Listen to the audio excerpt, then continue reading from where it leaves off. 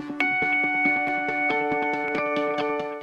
guys, welcome back to my channel. Tara here. I hope you're having a wonderful day. So today I'm going to be doing a video all about how to use past papers properly when you're studying for your A-levels. So this is basically applicable to most A-levels. Okay, I think this video is more aimed at biology and chemistry, probably physics sort of thing. And okay, so I'm pretty sure you guys have heard that it's really important to use past papers when you're studying for your exams if you want to get an A star or just an A for your A-levels. I use past papers a lot. I think they are so vital because you can learn to understand how the examiners are asking questions, what the examiners want from you.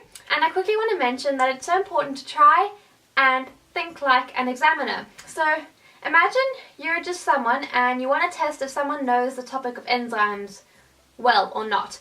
Think like an examiner. What questions would you ask them to see if they understood enzymes? Okay, so get your head into the mind of the examiner and then look at those past papers, right? Okay, so then you can sort of understand how they devise questions, but at the same time they have to keep the questions sort of the same standard every year. They can't have questions too easy or too hard, if you know what I mean.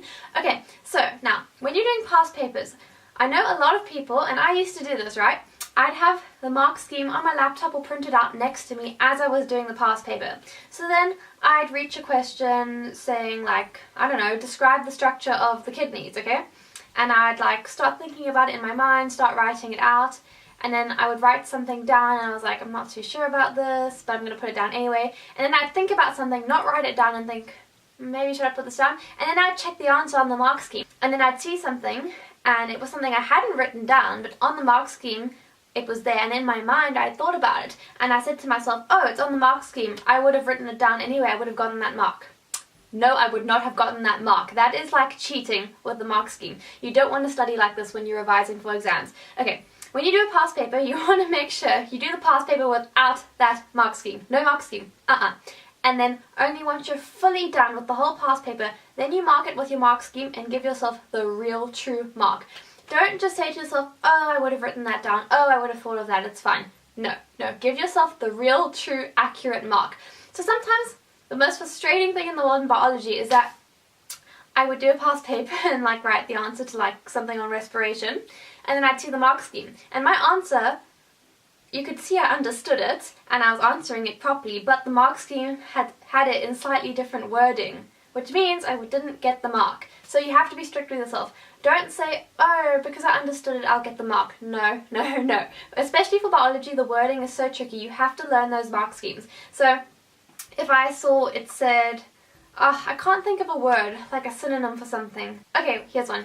Like semi-permeable and partially permeable. I remember I used to use those two different words, and for my CIE examination board, in all the mark schemes, it used the word partially permeable when describing the cell membranes. Now, if I'd written down semi-permeable, which means basically the same thing, I would not get the mark, even though I clearly understood what I was saying.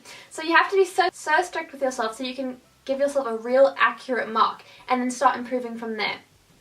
And for biology, guys, learn those mark schemes. Like, I actually went and made a Word document, and I would copy down the mark schemes for like questions I found tricky, paste it on the Word document. I had this massive document and I learned the mark schemes. I know it sounds crazy, but like, biology was such a nightmare with the mark schemes. It was so irritating. You know what? It's part of life. I got to get over it. Chemistry as well, like not as much because chemistry has more calculations and equations, but it's still a good thing to go through those mark schemes. And also, guys, when you do enough past papers, you start to see some patterns. They basically ask the same question but in just a slightly different way, and you really get a feel for what the examiners want. And after a while, guys, you get into this rhythm of like, you'll see a question come up and you'll think, okay, I know what kind of answer they're expecting. Like sometimes when I first started doing the past papers, I would go ahead and answer something so confidently, like I thought I knew what I was saying, like it would say explain so and so. Then I'd look at the mark scheme and it would be something completely different, and I'm like, what? You know, you have to be so careful between like the words explain and describe. So once you start to like recognize your exam board's questions, like CIE had specific questions of how they asked it, and it was so irritating, but I got used to it after a while.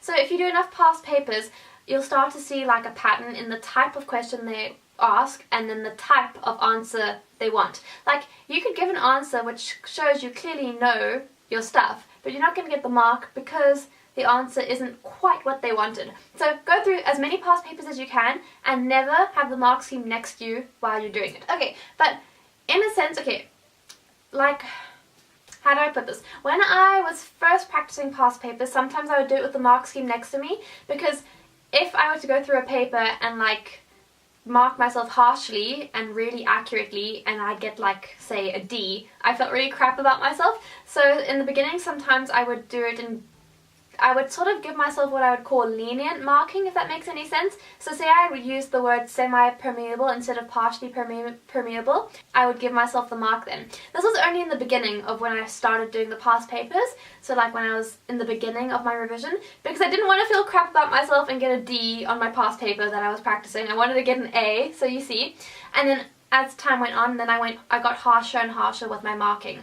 And that's basically how I did it, and I really just wanted to talk to you guys and tell you how it's important not to have the mark scheme next to you when you're doing past papers, because it's almost like this self-positive feedback where you look at a question, you think about the answer, and you're not too sure what to write down, but you have an idea of the answer. You look at the mark scheme and you go, oh, I would have written that down, I knew that. But you didn't. Like, that is the really bad part about practicing past papers with the mark scheme next to you. I remember ages ago a teacher told me this, and how it was like, it drove him crazy that some of his pupils would do this, and then they would think that they were doing great at practicing past papers, and then he'd set them a test in class and they'd do horribly and they didn't know why, and it's because they would be sitting at home practicing past papers with the mark scheme next to them. So yeah, I just wanted to make a quick video all about how to actually use past papers and mark schemes properly. Really properly, because this is going to help you so much in getting that A star or that A in whatever subject you're working at.